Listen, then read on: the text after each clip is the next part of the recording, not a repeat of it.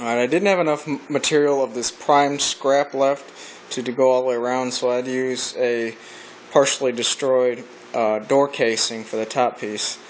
It's the same profile for the most part. There's a slight difference in the thickness of this first piece, but that's expected with different runs of the same material. So miter's closed up pretty well. That one's just a tad loose, no big deal. This one's darn near spot on. I just got some different thickness here. Like I said, I just used my pin nailer to secure it. Once the glue sets, smear this still. Once the glue sets, I'm going to come back like you would on a window and or on a door casing, and caulk this seam nice and smooth on the inside. Fill in any of these nail holes that were previously there, the staple holes. And now I have my furthest point of my molding, so I can take a measurement outside to outside and cut my bottom piece to match, and then with some pocket hole screws on the back side, just screw into the top of here. And after that, I mean, it's ready for some primer. I don't know if depending on how snug these pictures actually sit in there, I don't know if I'm going to put a backer board on there, maybe a piece of very thin cardstock cardboard. I don't know, we'll see. With the bottom piece clamped to the bottom of the windowsill, I can now slide it off my bench and just secure it from below.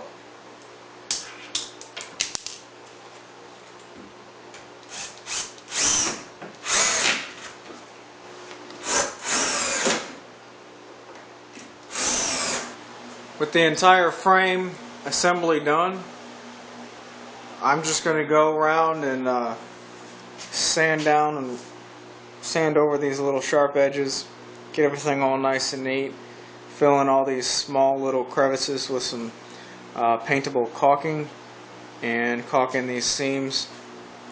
Just get everything nice and neat like a traditional window would be, just using my little sanding pad with some 220. Most of this is MDF. These two pieces, I should say, are MDF. The rest of it's wood, so I don't want to get too aggressive with this. But anyway, it's starting to take shape, and I'll get this done and go ahead and spray it. And here it is with one coat of spray primer. I'm using a Spray Kills oil-based primer, and it hides stains and different colorations so well. It's a lot easier to spray something like this for me than it is to brush. And like I said, this is what I'm using. Kills Original Spray Interior Oil Base. Stuff is expensive. It's like $5 a can. I think actually it was a little bit more than that, but it'll be worth it. That's my only cost so far, is at $5.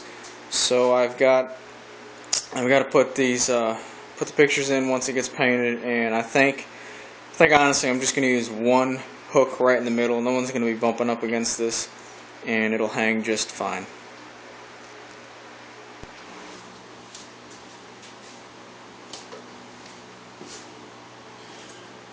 With the entire project completely primed, I caulked everything and used a spray prime.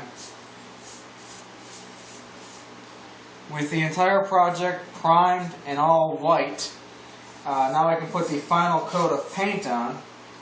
And what I'm using is a white semi-gloss latex interior paint. I happen to have a bunch of it, so I'm going to use it. And after that, let it dry for about an hour or two, maybe a little bit longer. I can mount the picture frame, or the pictures themselves, I should say, and mount the entire window on the wall.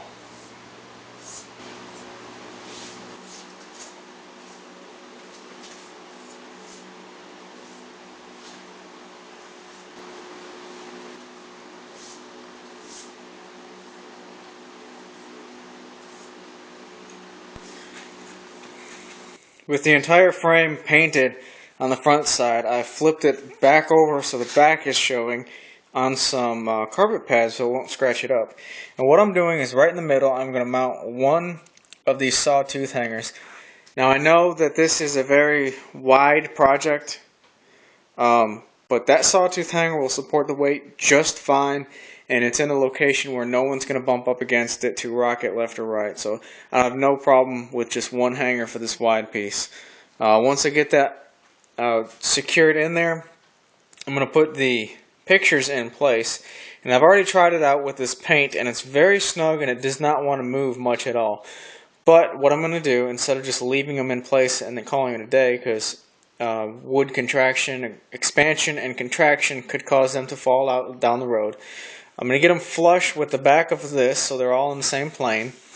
And I'm going to use some HVAC tape and just tape them along the seams to this.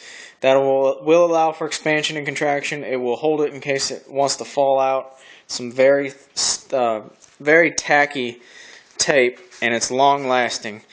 You know, it's in the back of the frame, so no one's gonna see it. So that'll work just fine. With the pictures mounted, all it's left to do is go ahead and put them on the wall. And here it is on my wall. So yeah, that was a big improvement. Now it looks like that's one big thing as opposed to picture, picture, picture. So that's nice. I like that. A couple things I don't like. Because of the way I made the frame and I just stuck the molding up around it, I don't like this offset distance from the molding to the wall versus the bottom being rested up against the wall. But that's no big deal. That's just a little, a little nothing or other. But that is pretty cool. I like that. Now, if only I could live in a place where I actually see that out of a window. That would be really cool. But for now, this fake window will have to do.